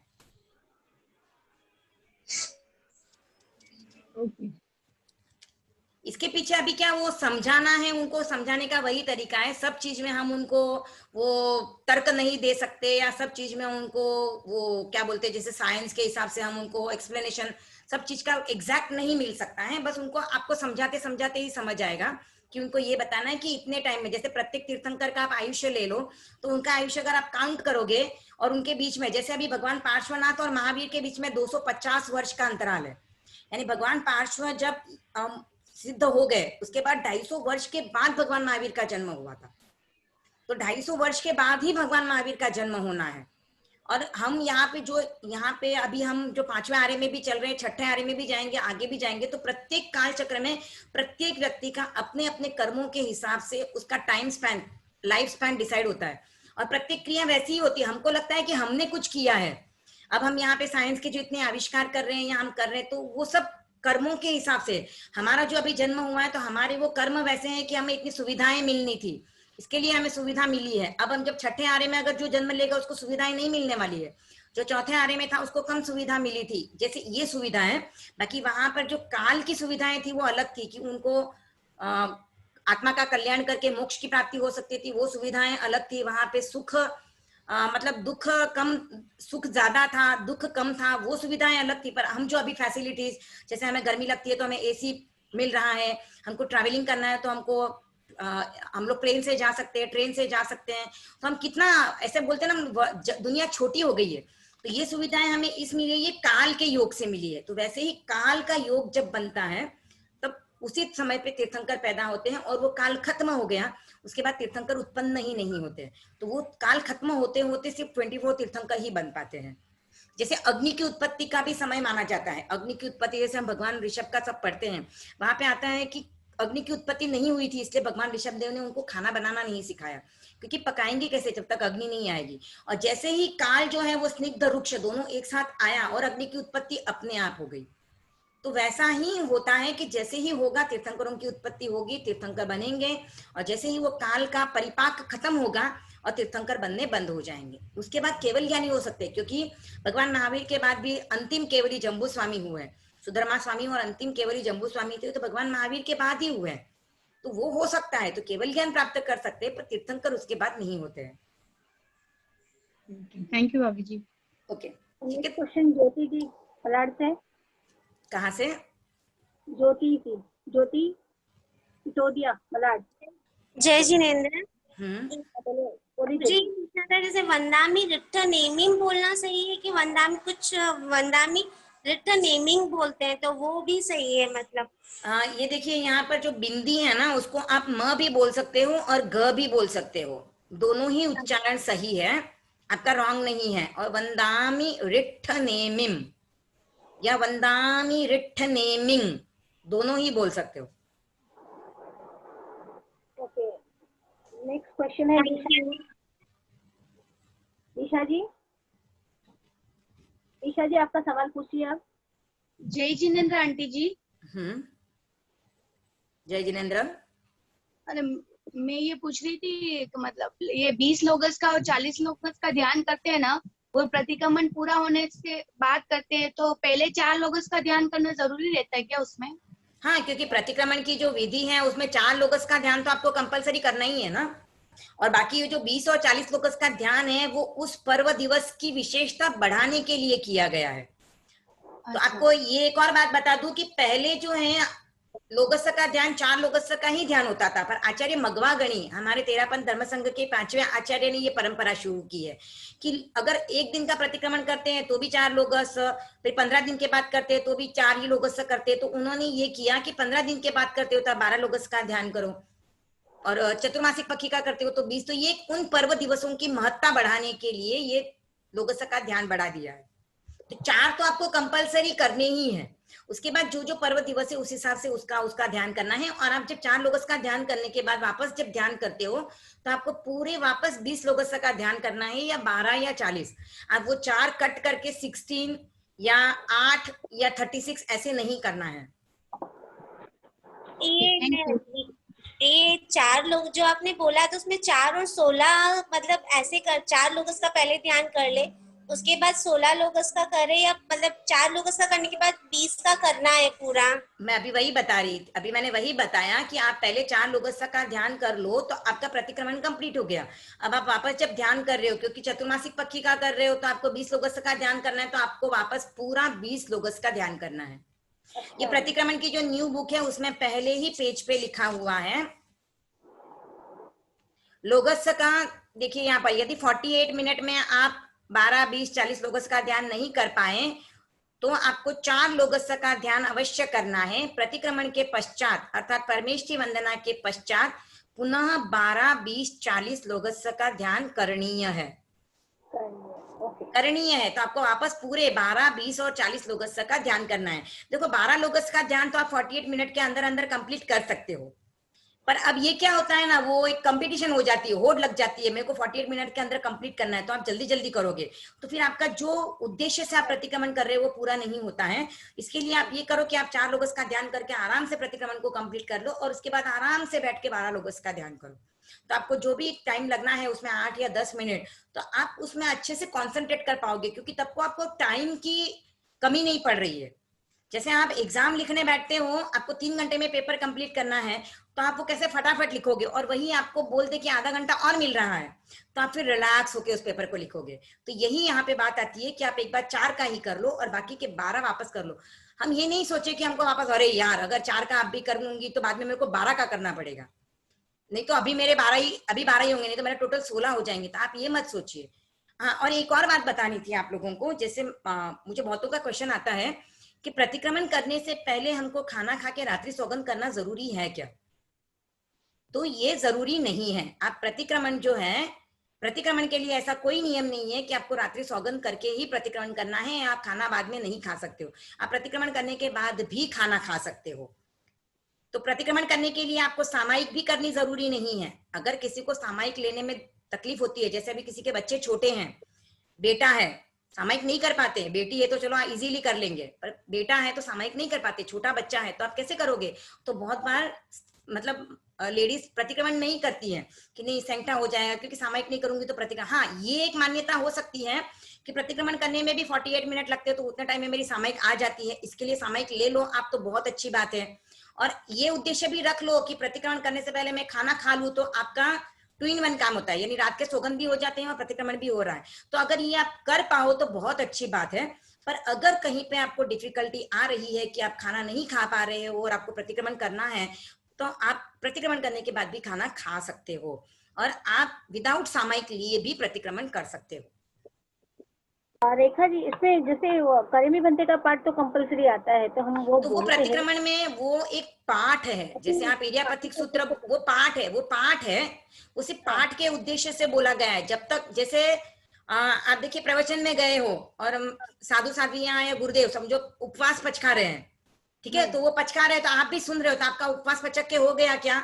नहीं, जब तक मैंने मन से नहीं, जब तक आप हाथ नहीं जोड़ते हो, आप मन से वो धारणा नहीं लाते हो, इसीलिए गुरुदेव कहते हैं धारणा प्रमाण है।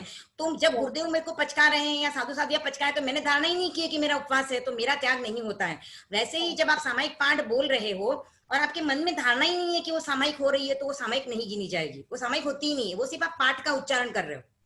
तो कंपलसरी नहीं है इसका मतलब? नहीं, आपको सामायिक करना कंपलसरी नहीं है। अगर आपको डिफिकल्टी आती है कि आप सामायिक नहीं कर पा रहे हो, तो आप ऐसे ही प्रतिक्रमण कर सकते हो। तो उसका लाभ होता है सही तरीके से, ऐसे कि क्यों नहीं होगा? आपने जो प्रतिक्रमण, आपके भाव अगर बराबर हैं, तो आपको जो भावों से लाभ मिलना चाहिए वो तो जरूर मिलेगा, और नहीं तो स्वाध्याय का लाभ, प्रतिक्रमण करने का लाभ तो आपको मिलना ही है। अगर आपने प्रतिक्रमण उस टाइम में कंप्लीट किया, क्योंकि मैंने बताया था कि प्रतिक्रमण आवश्यक सूत्र का अंग है, जो एक आगम का पार्ट है, तो आगम का जो पार्ट है उसके करने के लिए टाइम डिसाइडेड है, तो उस टाइम में अगर आपने किया है तो आपको प्रतिक्रमण करने का लाभ तो जरूर ही मिलेगा। हाँ, आपके साथ में सामायिक नहीं हो रही है। जैसे हम पौषध भी करते हैं, तो पौषध हम जब 12 व्रती, अभी एक बात और बता दूं, जैसे हम 12 व्रती श्रावक बनते हैं, तो 12 व्रती श्रावक के लिए पौषध करना कंपलसरी है। अगर वो नहीं करता है पौषध, तो वो 11 व्रती श्रावक ही होता है। और वो पौषध भी कैसा होना चाहिए? चतुष्प्रहरी करो या अष्टप्रहरी करो, वो जरूरी नहीं है कि आपको अष्टप्रहरी करना, आप चतुष्प्रहरी करो या अष्टप्रहरी करो, पर 24 उपवास के साथ होना चाहिए।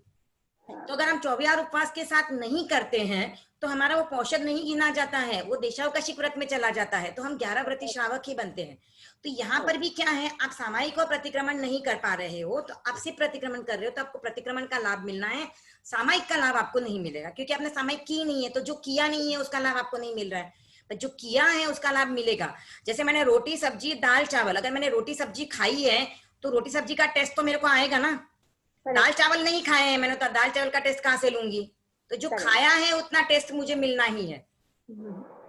ओके, और देखिए, सफर में प्रतिक्रमण करना है तो वो एक एज अ स्वाध्याय कर सकते हो, पर वो प्रतिक्रमण नहीं गिना जाएगा, क्योंकि वहां पे जीवों की हिंसा हो रही है।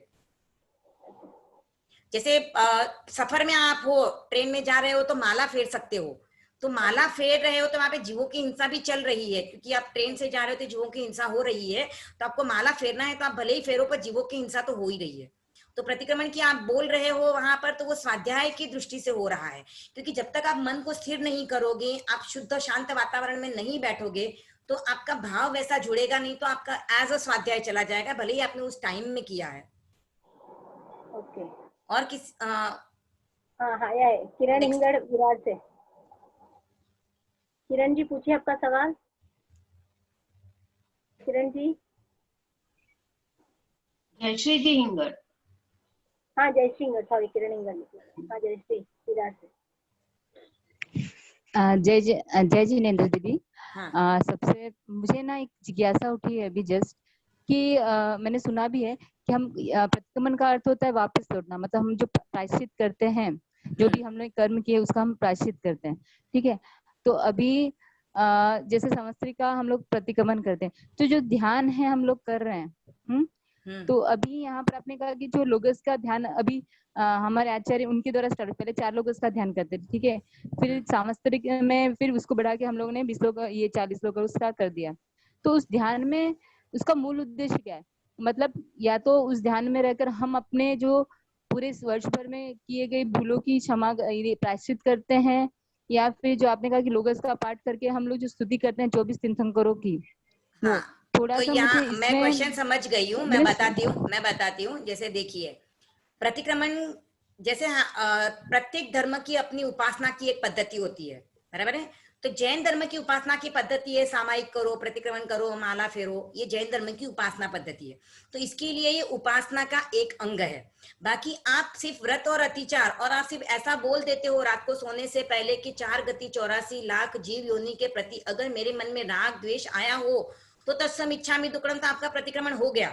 जैसे मैंने बताया था कि ये प्रतिक्रमण की शुरुआत दूसरे और पहले और 5वें तीर्थंकर के समय पे प्रतिक्रमण करना कंपलसरी था। दूसरे से लेकर 23वें तीर्थंकर तक प्रतिक्रमण करने की कोई भी रेस्ट्रिक्शन नहीं थी। क्यों नहीं थी? क्योंकि उस समय पे वो जब भी उनको पाप लगता तभी उसका मिच्छामि दुक्कडम कर लेते थे। जब भी उनकी स्खलना हुई उन्होंने उसका प्रायश्चित्त कर लिया, तो उनके लिए प्रतिक्रमण करने का कोई टाइम नहीं था। पर पहले और अंतिम तीर्थंकर के समय पे प्रतिक्रमण की विधि उनको करना कंपलसरी कर दिया गया, क्योंकि उस समय पे लोग जब पाप हुआ तो उनको पता ही नहीं चल रहा है और उनको समझ ही नहीं पड़ रहा था कि मेरी ये गलती हुई है, क्योंकि उस समय के जो साधु थे वो ऋजु प्राज्ञ थे और 24वें तीर्थंकर के समय के जो साधु थे वो वक्रजड़ थे। तो यहाँ पे क्या है, इनको भी पता नहीं है कि मेरी गलती हो रही है, पर ये अपनी गलती को मानते नहीं है जल्दी। और यहाँ पर क्या है, इनकी गलती होती है पर इनको पता ही नहीं है। इनको बताएंगे तेरी गलती हुई तो इनको पता चलता है, और यहाँ पे इनको पता भी होता है मेरी गलती हो रही, फिर भी बोलते नहीं ठीक है हो जाता है, छदमस्त हैं, ऐसा बोलते थे। इसके लिए ये प्रतिक्रमण का नियम किया गया है।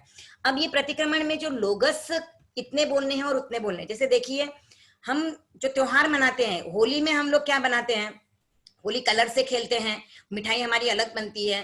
दिवाली में हम मिठाइयां बनाते हैं, सफाई करते हैं, पटाखे जलाते हैं, या फिर जिसको जिस तरह से जो समझ में आता है। तो लौकिक, हम जब लौकिक त्योहार भी मनाते हैं तो हर फेस्टिवल का अपना अपना सिग्निफिकेंस है। तो आध्यात्मिक भी जब पर्व मना रहे हैं, तो हम पक्षी का पर्व मना रहे हैं, हम चतुर्मासिक पक्षी का पर्व मना रहे हैं, हम संवत्सरी का पर्व, महापर्व मना रहे हैं, तो उसके लिए भी फिर आचार्यों ने थोड़ा डिफरेंट कर दिया। बाकी आपको जरूरी नहीं है कि उतने लोगस का करना चाहिए, पर अब हमारी जो उपासना की पद्धति है उसमें ये डिसाइड हो गया है तो हमको वही करना है। प्रतिक्रमण की भी विधि डिसाइड है, अगर आप प्रतिक्रमण करते हो तो उस विधि से ही करना है। बाकी आप सिर्फ व्रत अतिचार बोल लो, आप सिर्फ तत्सम इच्छामि दुक्कडम कर लो तो भी आपका प्रायश्चित्त हो गया, आपका प्रतिक्रमण हो गया। अगर विधि से कर रहे हो, आप उस चीज को फॉलो कर रहे हो, तो आपको उसको वैसे ही करना है। अच्छा, मतलब फिर हमें जो लोगस का ध्यान करते हैं, हाँ, तो मतलब लोगस का उच्चारण करते हैं उसको भावों के साथ जोड़ना है हमारे, कि हम भावपूर्ण वो लोगों का ध्यान करते हैं। ये ऐसा होता है ना, देखिए मुझे जहां तक समझ में आया है, तो आप एक दिन का प्रतिक्रमण करते हो तो आप 4 लोगस में कितनी स्थिरता रखते हो। 48 मिनट्स का ही है हमारा तो प्रतिक्रमण। अब पर्व दिवस यानी पक्षी का जब करते हो तो 15 दिवस 15 दिवस का आप करते हो, तो 15 दिन के लिए कुछ तो अलग होना चाहिए ना, तो उतनी अपनी स्थिरता होनी चाहिए, उतना टाइम हमें ज्यादा देना चाहिए। तो उस हिसाब से हमें वो 12 लोगस का ध्यान बताया। अब चातुर्मासिक पक्षी 4 महीने में एक बार आती है, तो आप 4 महीने में एक बार प्रतिक्रमण कर रहे हो, तो कुछ तो एक्स्ट्रा आप करो।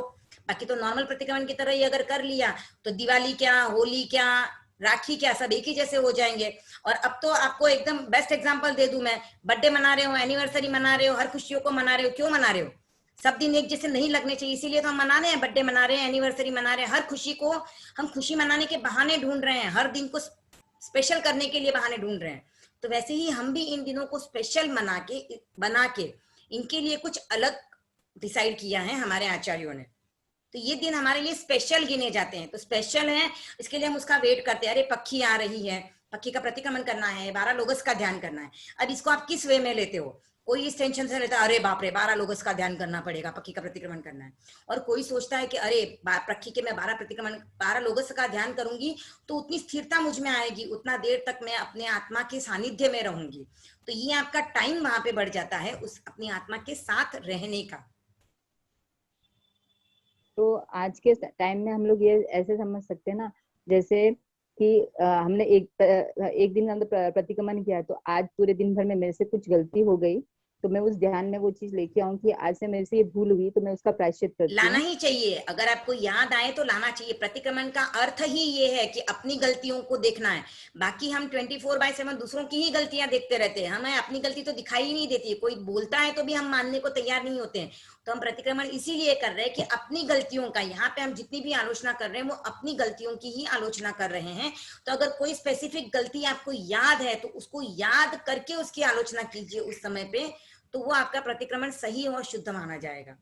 वैसे फिर 15 दिन के लिए ये हो गया हमारा, जैसे पक्षी का प्रतिक्रमण होता है, मतलब जितना टाइम हम लोग स्पेंड करते हैं उतने टाइम में जितने हमसे गलतियां हुई या कुछ भूल हुई या जाने अनजाने में, तो उसका हम प्रायश्चित करते हैं। वही करते तो हैं ना, वही है।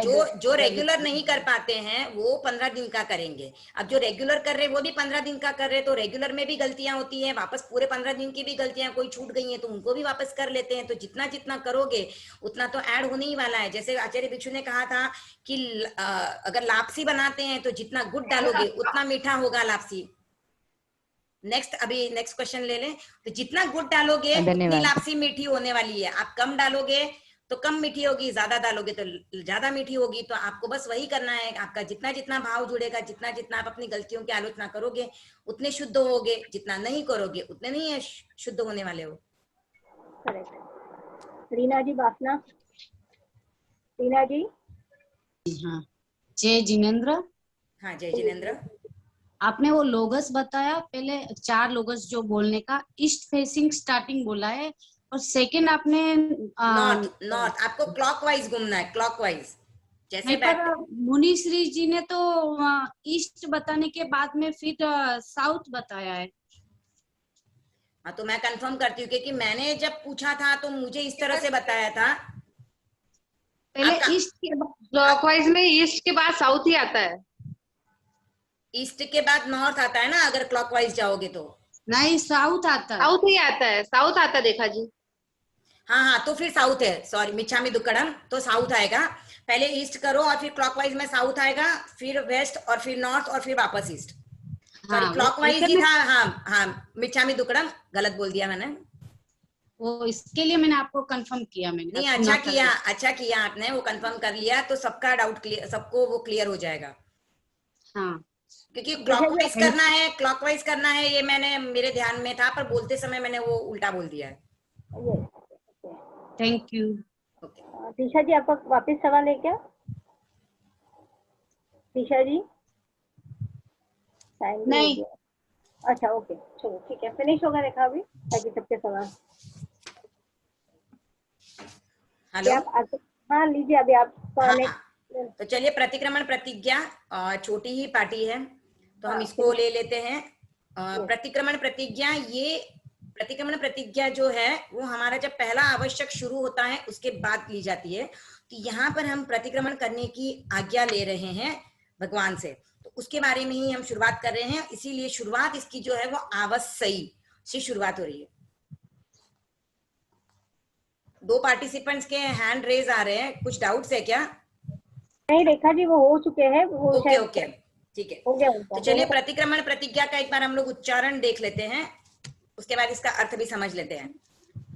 आवश्यई इच्छाकारेण, आवश्यई इच्छाकारेण संधिसह भयवम, संधिसह भयवम, आवश्यई इच्छाकारेण संधिसह भयवम, देवसीयम पडिक्कमणम, देवसीयम पडिक्कमणम, पडिक्कमणम ठाएमि, ठाएमि।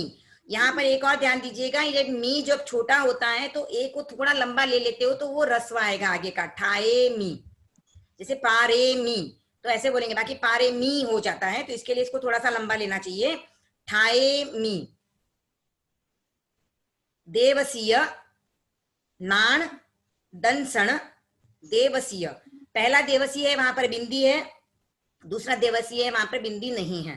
तो देवसीय नाण दंसण चरिता चरित, चरिता चरित, देवसीयम पडिक्कमणम ठाएमि, देवसीय नाण दंसण चरिता चरित, तव अय्यार, तव अय्यार चिंतवनठम करेमि काउसग्गम, तव अय्यार चिंतवनठम करेमि काउसग्गम।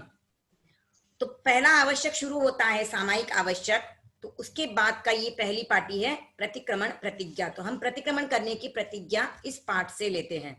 तो यहाँ पे हम क्या कह रहे हैं, सबसे पहले आवश्यई, अवश्य करणीय, क्योंकि साधु के लिए 6 आवश्यक कार्य बताए गए हैं, सामायिक, चतुर्विंशति स्तव, वंदना, प्रतिक्रमण, कायोत्सर्ग और प्रत्याख्यान।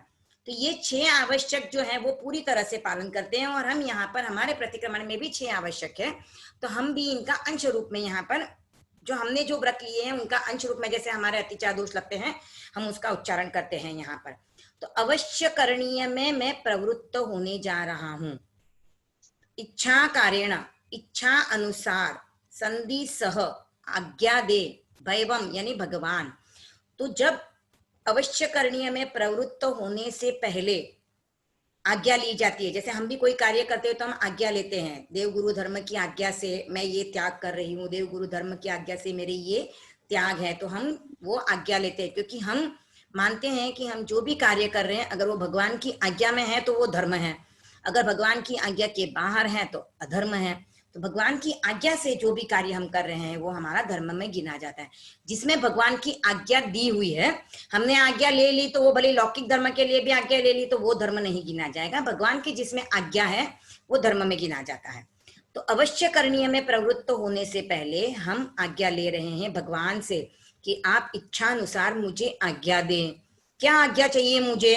कि देवसीयम पडिक्कमणम, तो दिवस संबंधी मैं प्रतिक्रमण कर रही हूँ, ठाएमि यानी करना, तो मैं दिवसीय प्रतिक्रमण, दिवस संबंधी प्रतिक्रमण करने के लिए मैं स्थित हो रही हूँ या मैं कर रही हूँ। अब वापस देवसीय आया है, तो यहाँ पे कहा है दिवस संबंधी, वापस वही है, तो यहाँ पे बिंदी है, यहाँ पर नहीं है, तो दिवस संबंधी। अब मैं प्रतिक्रमण कर रही हूँ तो किसका प्रतिक्रमण कर रही हूँ? तो यहाँ पे आ गया नाण दंसण चरिता चरित तव, यानी ज्ञान दर्शन चरित्रा चरित्र। तो यहाँ पे हमारे महाव्रत नहीं है तो हम यहाँ पर अनुव्रत बोल रहे हैं, तो थोड़ा चरित्र है और थोड़ा हमारा अचरित्र, यानी थोड़े व्रत हैं थोड़े हमारे अव्रत हैं। तो जो मेरे व्रत मैंने लिए हुए हैं उसमें मेरे जो कोई अतिचार दोष लगा है या मैंने जो अतिचारों का सेवन किया है उसके लिए, तो ज्ञान दर्शन चरित्रा चरित्र और तप। तो यहाँ पे जो चरित्रा चरित्र का मतलब है अणुव्रत, यानी हम यहाँ पे व्रत को नहीं काउंट कर रहे हैं, हमने जो हम इसमें अव्रत को काउंट नहीं कर रहे हैं, जो व्रत हमने लिए हैं उसके लिए।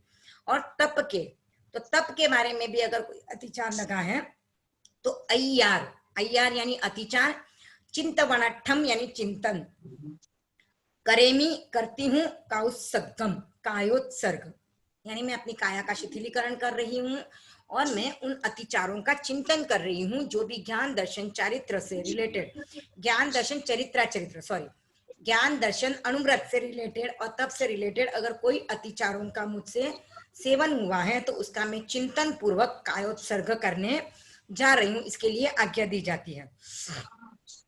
अब यहाँ पर हमारा रियल प्रतिक्रमण स्टार्ट होता है, यानी जो प्रतिक्रमण 48 मिनट के अंदर हमको कंप्लीट करना है उस प्रतिक्रमण की शुरुआत प्रतिक्रमण प्रतिज्ञा से ही होती है। तो ये पाठ आपका सूर्यास्त के समय पे आना चाहिए, यहाँ से आपके प्रतिक्रमण की शुरुआत होती है। इसीलिए, और यहाँ पर हमने देखा जैसे देवसीयम का अर्थ है दिवस संबंधी, तो जब हम पक्षी का प्रतिक्रमण करते हैं तब यहाँ पर देवसीय के बदले हम बोलते हैं देवसीयम पक्षियम।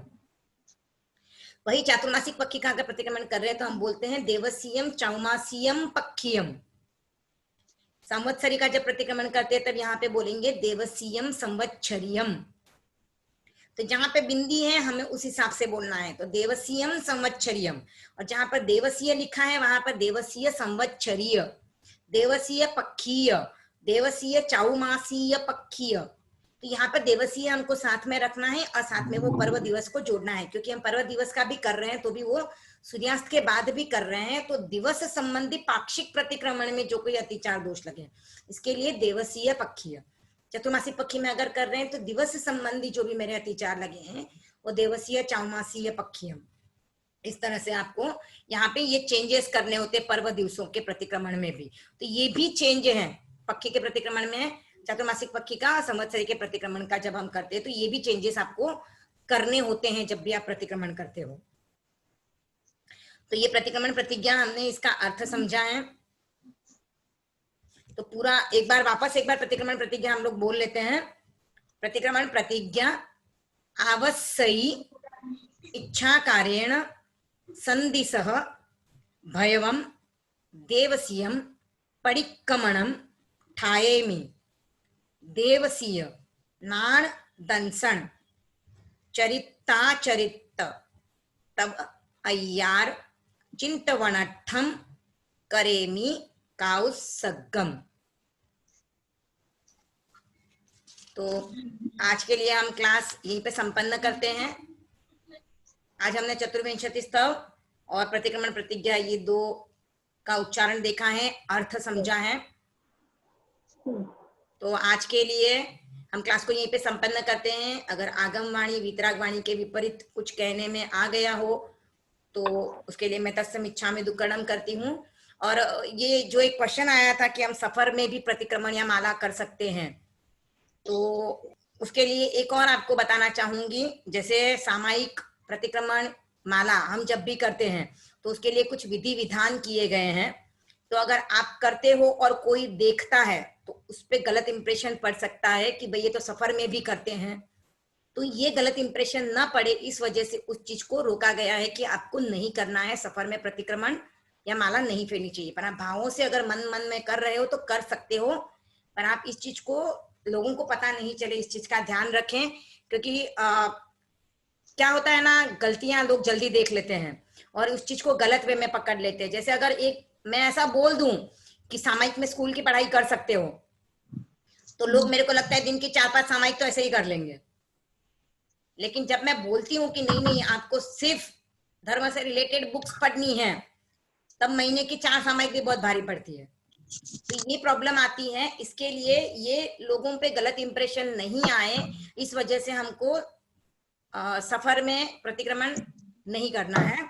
बाकी आप माइंड से तो आप रिवीजन कहीं पे भी कर लो, उच्चारण कहीं पर भी कर लो, उसके लिए आपको मनाही नहीं है, वो तो आपको कंठस्थ है तो आप कहीं पर भी बोल सकते हो। तो इस चीज का आप ध्यान रखें। और आज के लिए क्लास यहीं पे संपन्न करती हूँ। अगर कुछ आगम वाणी के विपरीत कह दिया हो तो तत्सम इच्छामि दुक्कडम। थैंक यू रेखा भाभी जी। मैं आभार ज्ञापन करती हूँ हमारी मुंबई आंचलिक संयोजिका व उनकी पूरी टीम का, राष्ट्रीय जी का, संजू जी का, को बहुत कुछ नया सिखाया। और आप सभी टीचर्स का जो इतनी देर तक इस कार्यशाला में क्रमबद्ध जुड़े हुए हैं और अपना काम पूरा ध्यान से करने की कोशिश कर रहे हैं कि हम सभी अच्छे से प्रतिक्रमण सीख सके। इसी के साथ ओम अरहम। अरे अटेंडेंस की नहीं भेजे क्या आज गूगल फॉर्म लिस्ट? एक्चुअली वो है ना इसके पास है, रिंकू के पास है, और रिंकू जुड़े नहीं है, वो राजस्थान नहीं है आज, में। उसका नेटवर्क इशू चल रहा है और लिंक भी उसकी नहीं बनाई थी एक्चुअली।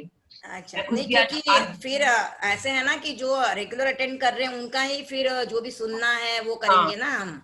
एक बार सभी लोग अपना प्लीज एक तो नाम रीनेम करके जुड़े, और एक बार प्लीज सभी अपना कैमरा ऑन करें, मुझे एक फोटोग्राफ लेना था न्यूज में डालने के लिए। और सभी टीचर्स ये ध्यान दें जो रेगुलर क्लास अटेंड करेंगे उनकी ही फिर उच्चारण शुद्धि पे हम लोग मेहनत करेंगे कि आप अटेंड नहीं कर रहे हो, सुन नहीं रहे हो और वैसे ही फिर आप सुनाओगे तो फिर जो बाकी मेहनत करने वाले हैं फिर वो मेहनत क्यों करें। इस चीज को भी आप ध्यान दें कि आप पे अगर कोई मेहनत कर रहा है तो आपको भी फिर थोड़ा आपका टाइम एडजस्ट करना चाहिए, क्योंकि आप सुन लोगे तो आपकी आधी अशुद्धियां तो यहीं पे निकल जाएंगी। अरे सर एक सवाल था, आपने बोला जैसे ये पहला पार्टी है जहाँ से प्रतिक्रमण एग्जैक्ट स्टार्ट होता है, अब बोलते यहाँ से टाइमिंग आपका ये होना चाहिए, तो क्या स्टार्टिंग की पार्टी हम नहीं रखती? हाँ, अगर देखिए इस चीज के लिए मैं बता सकती हूँ यहाँ पर कि अगर आपको लेट हो रहा है, आप लेट पहुंचे हो घर पर, आप प्रतिक्रमण स्टार्ट करते हो तो स्टार्टिंग का 24 आप छोड़ दो, उसको बाद में भी कर सकते हो। अच्छा, 24 छोड़ के आप यहीं से स्टार्ट कर दो सीधा, पहले सामयिक आवश्यक से, और फिर प्रतिक्रमण कंप्लीट करने के बाद में आप 24 बोल लो चलेगा, क्योंकि 24 आप किसी भी समय पे बोल सकते हो, उसका कोई टाइम का लिमिट आपको रेस्ट्रिक्शन नहीं है। अच्छा, तो एग्जैक्टली प्रतिक्रमण यहाँ से स्टार्ट होता है? हाँ, प्रतिक्रमण यहीं से स्टार्ट होता है। ओके। जैसे हम अरहत वंदना करते हैं तो अरहत वंदना से पहले साधु साध्वी श्रद्धा स्वीकारो क्यों बोलते हैं?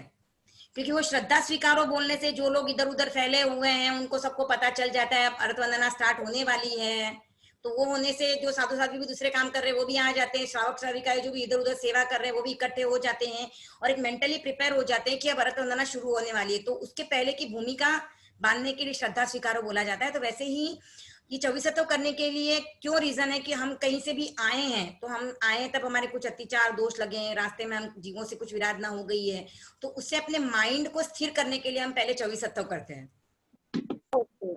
तो अगर लेट हो रहा है तो आप एक बार 24 स्किप करके सीधा पहला आवश्यक से स्टार्ट कर लो, फिर बाद में 48 मिनट के बाद आपका जब भी आप 24 कर लो, बाकी का पार्ट भी कर लो। ओके, थैंक यू, धन्यवाद रेखा जी। ओके ठीक है, चलिए ओम आराम। ओम आराम सभी। ओम आराम। Thank you so much. Thank you so much. ठीक है, तो आज की क्लास लीव करते हैं और सभी को जुड़ना है, सब अपने फ्रेंड्स को भी आपको सबको बोलना है कि जुड़े आप नेक्स्ट टाइम, और अटेंडेंस की शीट में नेक्स्ट टाइम श्योर मैं इनको से बात करके डलवा देती हूँ।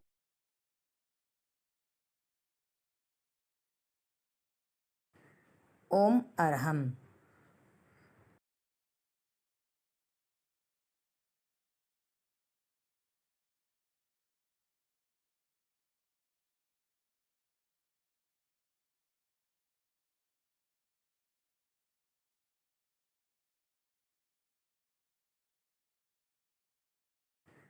ओम अरहम।